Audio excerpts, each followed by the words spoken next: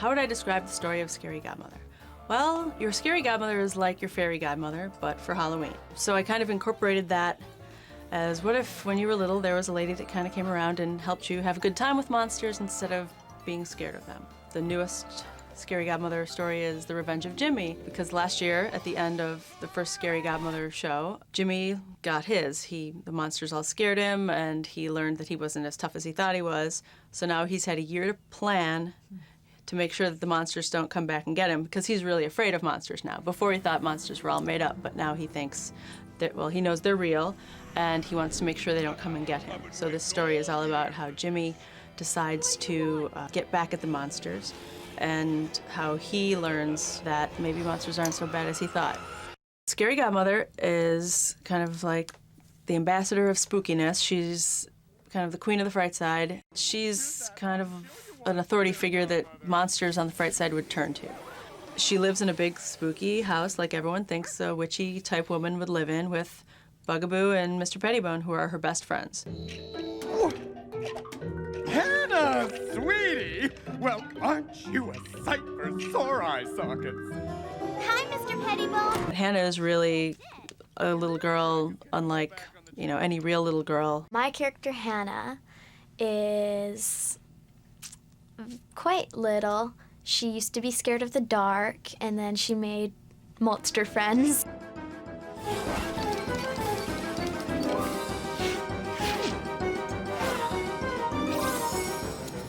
If you're too busy right now, I can come back later. Aw, Hannah, I'm never too busy for you. What do you need? In Scary Godmother, I do the voice of Ruby, the vampire, and Scary Godmother. Scary Godmother is a vivacious girl who lives on the fright side, sort of keeps the door of the fright side in a way, welcomes the stray cats and dogs that come in, is a friend to monsters of all descriptions. And as we find her in these stories, is beginning to be a liaison with Hannah in the human world. We can't stay long. Max Orson and I are going to the grocery store, and knowing how busy you are, we wondered if we could get you anything. Ruby is a gorgeous, very old girl who looks very young. She's got a good appetite, and yet she keeps her figure. Very slender, very well-groomed, lovely long teeth, lovely long hair, a lovely girl, takes great care of her husband, very caring wife, very good mother, eats people. You are right. No matter how he looks on the outside, he is always a prince to us. Orson, come up and enjoy the party. Thanks, Mom. The characters that I voice in Scary Godmother. Funny you should ask me that. First one I get to play is my good friend Max the vampire, who's married to beautiful, beautiful Ruby, and I have son, beautiful son too. Although he has very modern ideas, sometimes makes me a little unhappy. Hey, Prince of the Night. Mr. Pettibone's the skeleton in the closet. He keeps all the secrets of everybody everywhere. Scully, put some muscle into it. I would, if I had any muscles. Also, Scully Pettibone. I have a flair for decor, as it were. Oh, Scary Godmother. And he's the skeleton that lives in everyone's closet. I get to be the keeper of all the secrets. I'm out of cobwebs, though. I'm sure Scary Godmother's got extra. This time of year, she's as busy as a mummy at a bandage sale. Bugaboo is a monster who works under your bed. He goes to monster placement agency. Then he goes and he does kind of your blue-collar monstering work. He's not a famous monster like Bigfoot or the Loch Ness Monster, but he likes the job that he does, and his parents wish that he was a little bit higher up the social ladder. They want him to be a very famous monster. Gotta go. That kid next door ain't gonna scare himself. Catch you later. I do Bugaboo, and I do Harry. Now, Harry's a werewolf, and Bugaboo's a big, multi-eyed monster who hides under children's beds. And he sounds like this. Hey, I come here to scare you. Harry is way on the other side. He's a very effete, kind of character who loves, he's a gourmand and an artiste, you see. He likes the finer things in life, which is totally unlike me because I'm I'm a Mickey D kind of guy. Harry is the werewolf who lives in Ackerman Forest with his poor put-upon mother, who we've actually never seen in our show. Now let us cast our gaze towards an average house in an average neighborhood and meet a boy named Jimmy. No, separate the eggs from the dragons. Tabitha does such a good scary godmother, and the bugaboo now I hear is Gary. Ah, the magic of video. Now let us cast our gaze towards an average house in an average neighborhood and meet a boy named Jimmy. And I can't hear bugaboo now without thinking of We open our Gary's tale voice in my head. Harry!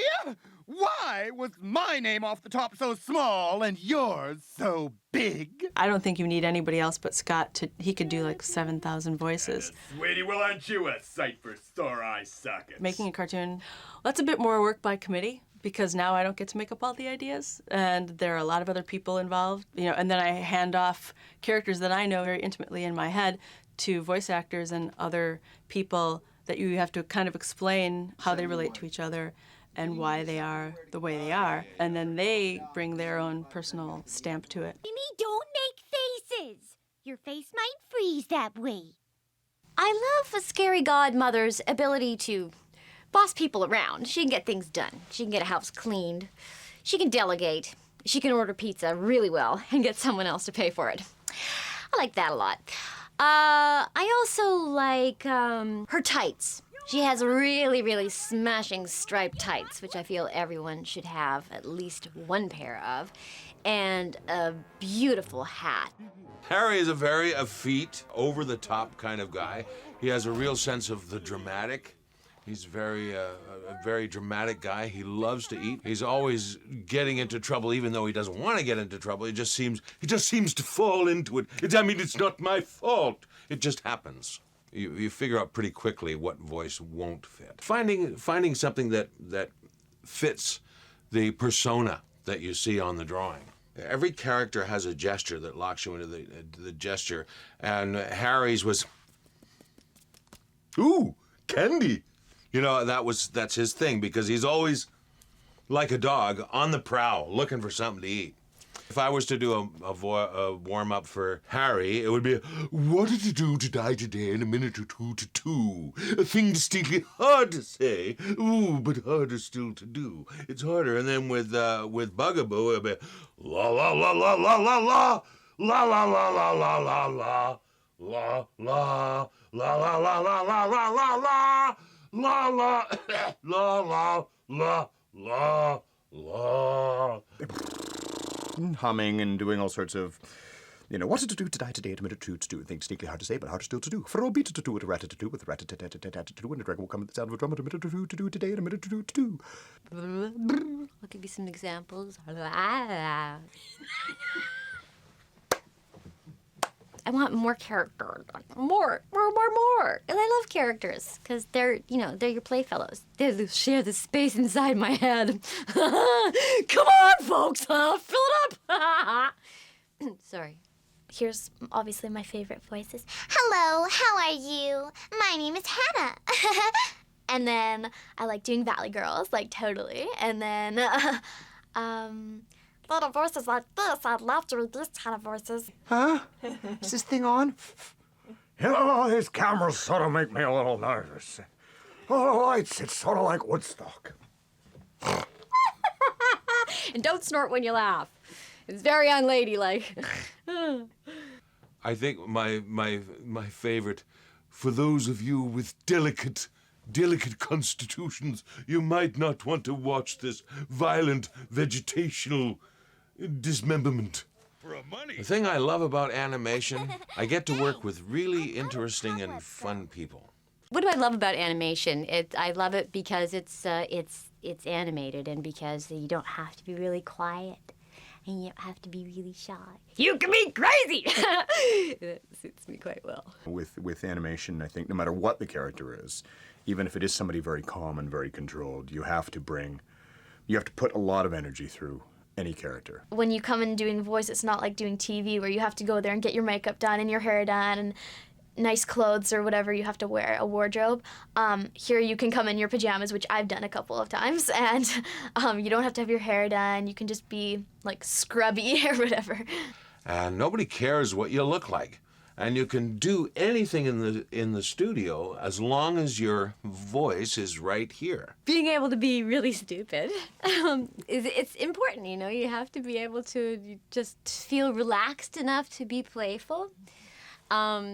But then you also have to hit things fairly precisely. So that's a little bit of a challenge, you know, to be relaxed and playful at the same time. It's a game, and you play it deadly seriously. The other thing I like about it is voice acting is the purest form of acting, because you have to figure out, you know, you have to fill in the geographical, emotional, and physical intent of the character. And the thing about cartoon acting is that the acting will carry you 80% of the time. The voice will only carry you 20% of the time. You have to do all the physical gestures, and your intent has to be absolutely clear so that the animators know what to draw and how to draw your face. The biggest challenge when voicing a character, I think, would be maintaining the integrity of the character throughout the series. And that's where I come up with almost every voice I've ever created is always in the car. That's just where I like to work. Some people are like, oh my Lord, look at that, that ain't right. That man's over there talking to himself. And I heard someone answer him. When you get out of the studio, sometimes you're still in that voice register and you're like, whoa, where did that come from? And then it's kind of hard to turn it back down. I love doing it with the monsters because I love watching like Tabitha and Scott and Gary just do their voices because it's really interesting watching them because they have a completely different voice, and I just love watching them, so that's probably the funnest. We look like we're having a good time in the studio. Well, I mean, that's an act that we put on. I hate them all. Oh, my gosh. Having to hang out with those losers, I'm like, oh, my Lord, what a pack of amateurs. Where are the real actors? Get the real actors in here, Gary Chalk.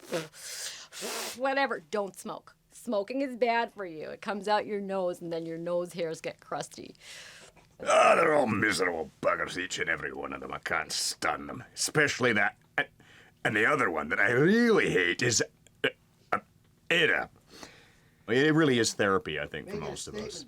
You get to toss a personality and idea up in the air and just play volleyball with it and let it bounce back and forth from person to person to person. I think it's probably trying to, you know, always come up with something new and something that's fresh and not start sort of recycling. I'm glad you did. I'm waiting for Bert, Daryl, and Katie. They're picking up Jimmy and we're going to plan our Halloween. It's gonna be great.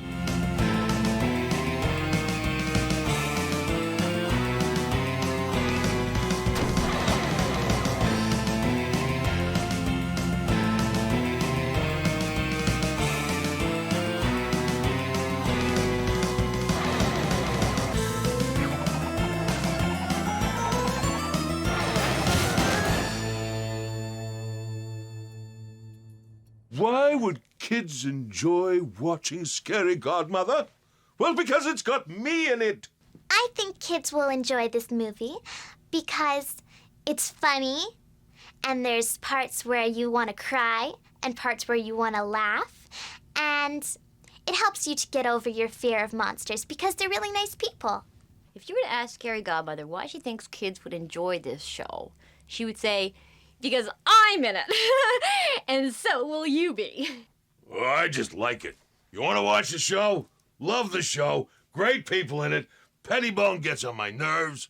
Harry, well, he's always eating a buffet before I get there. I think you should watch it because you get to see me.